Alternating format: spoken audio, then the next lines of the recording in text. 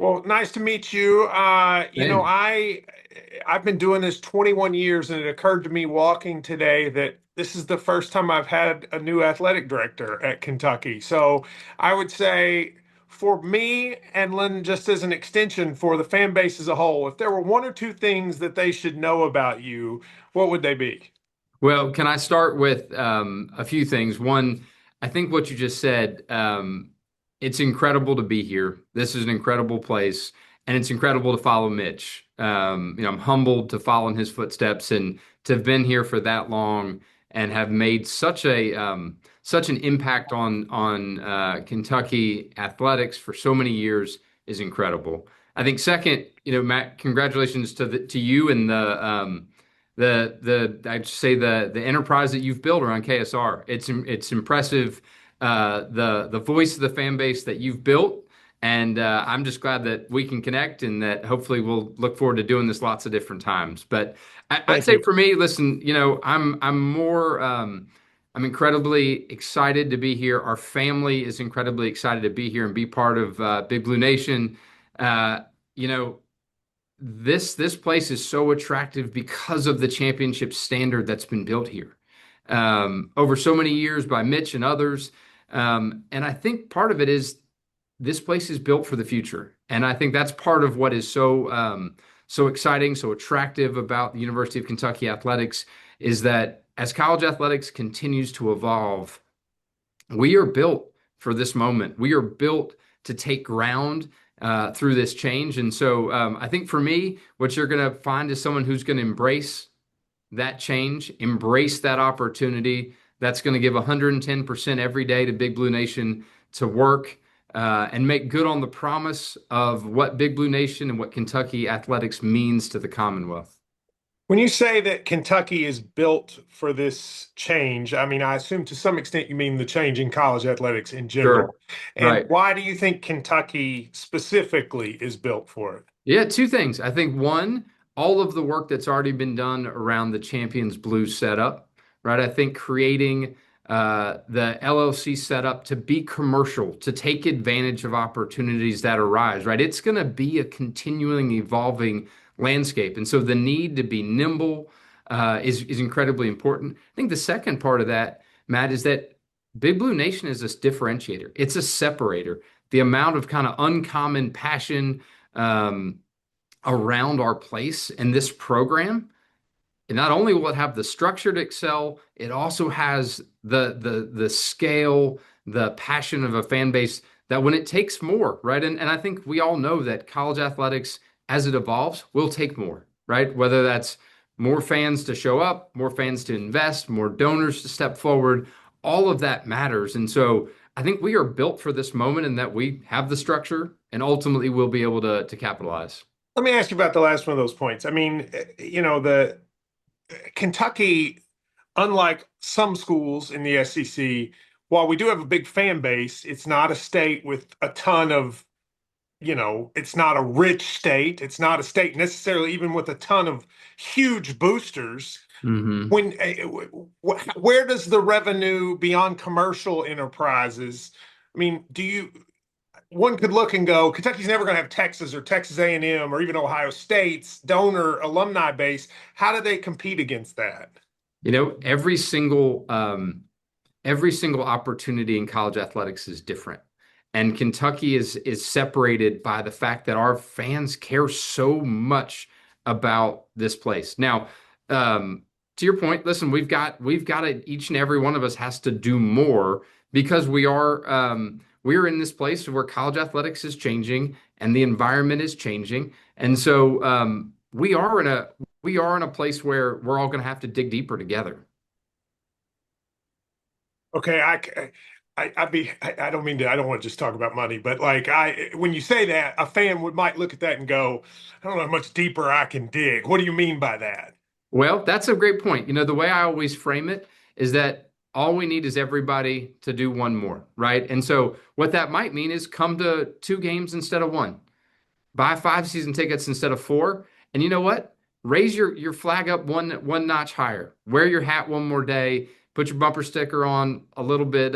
Shine it up. Everybody doing one more notch of whatever they can do. It matters. And so, I mean, that's a message that I hope to share with Big Blue Nation whenever I get the opportunity. Every single person doing what they can makes a difference. And so to your point, right?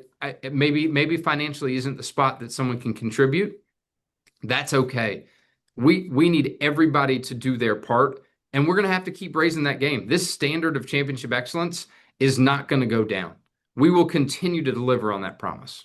Kentucky's a unique place because I saw a quote from when you were at Michigan State where you talked about how football is so important about driving the bus, and that's true at Kentucky as well. Right. But it's also a school where basketball is extremely important. I've kind of looked through history at various times, and really, except for like a 4 or 5 year period at Florida in the mid 2000s, and then very, very recently with Michigan, it's been very difficult to see a program that was ever good at both sports, really good at the same time. Do you think that can happen, and specifically at Kentucky? Absolutely. So what I tell you is I had a chance to be a part of a program that did it both, right? When I was in Tuscaloosa, there was the rise of basketball and the continued success of football. So it can be done. And the reality is Kentucky basketball has set the championship standard. That is not going to change in no way, shape, or form. But football is important, and building off of the revenue that can be driven through football is essential. And at the end of the day, Matt, you'll learn about me. I'm a hopeless romantic for college athletics, right? I still believe and believe to my core that the opportunity mission of college athletics matters. And so both of those drive revenue to protect the opportunity mission of college athletics. And we're going to do that. So the answer to your question is I do think we can do both. I think one supplements the other. And as this continues to evolve, success around both also leads to success in our other sports.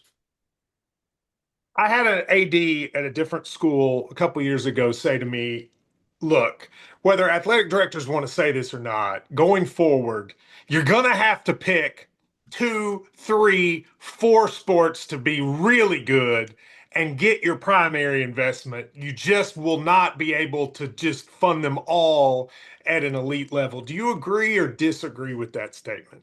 What I would say is that you've got to have the ability to maximize and optimize all available revenue streams to deal with the changing landscape. And will there be spots where you invest more deeply? For sure. You're going to need to do that as the demands of the sports have changed. But you're going to continue to see this evolve over time, Matt. It is not going to be stagnant. And so reality today, different than reality tomorrow, different than the reality in 5 years. I look at your resume, and obviously, I've heard really good things about you from people who know your career. I don't, Tell but my one wife. she was the one that texted. Oh, Uh, good. but but uh, but one thing we've seen is that you have moved a lot. For a Kentucky fan who Sure. says, "Okay, are you going to be in 3 years if Yeah. Greg Byrne leaves Alabama? Like, are you going? Is this a job? Is this your job? And what would you say to them on that?" Yeah, so I'd go back to my previous statement, which is, have you met my wife? And no, in all sincerity, she and I have talked, and this is where our boys will graduate from high school. They're 9 and 11, so we got a long runway here. This is a destination job for us. This is a place we want to be. This is a place we want to be for a very long time. And so I appreciate the question, but at the end of the day, we're 100% locked in. Let me ask you just a couple questions about basketball for a second. Well, first Okay. of all, you mentioned football. Will Stein, I mean, you're going to, even though you didn't hire him, you're going to be starting with Yeah. him. What do you know about Will Stein? I mean, what are your thoughts? Obviously, I'm sure you like him or you wouldn't have taken the job, but what do you know about him? Well, I had a chance to connect with him earlier today. I know he's had some incredible early success in recruiting. Seems like we're in a great place. I look forward to diving in with him and learning more about the program, but feel really good about where we are and where we're headed.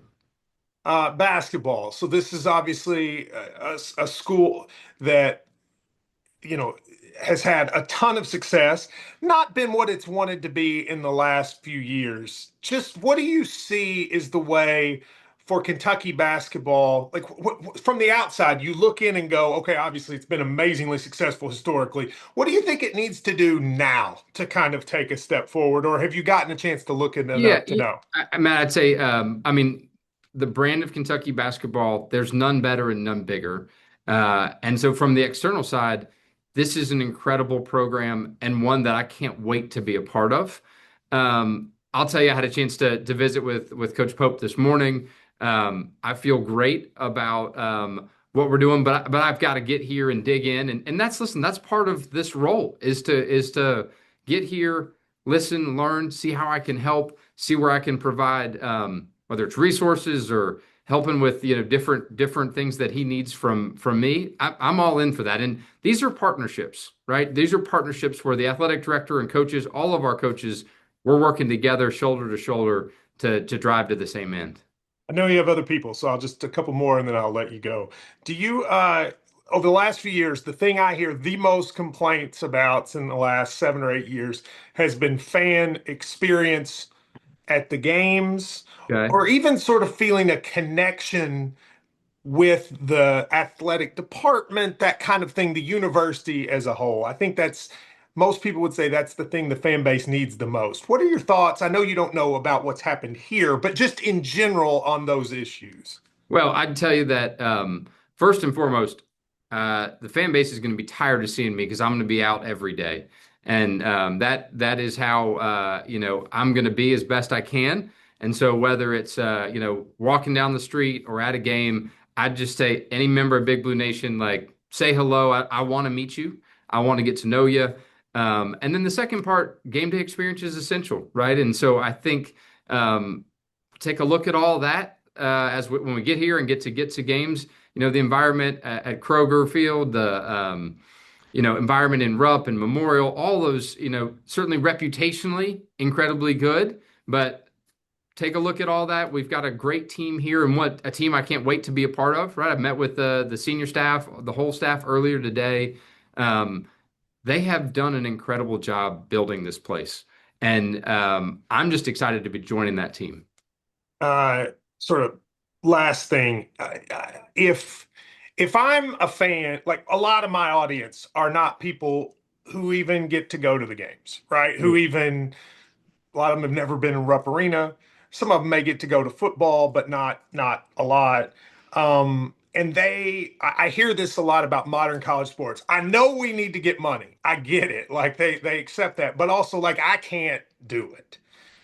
What's your message to those fans who I think sometimes look at the new era and go, I don't feel as connected to this? And what would you say to that group that are probably all over the rural parts of the state? Yeah, I'd say they matter a ton, Matt. They matter a ton. Big Blue Nation's not defined simply by those that show up at games or donors or even season ticket holders. The differentiator for Big Blue Nation is it's everybody.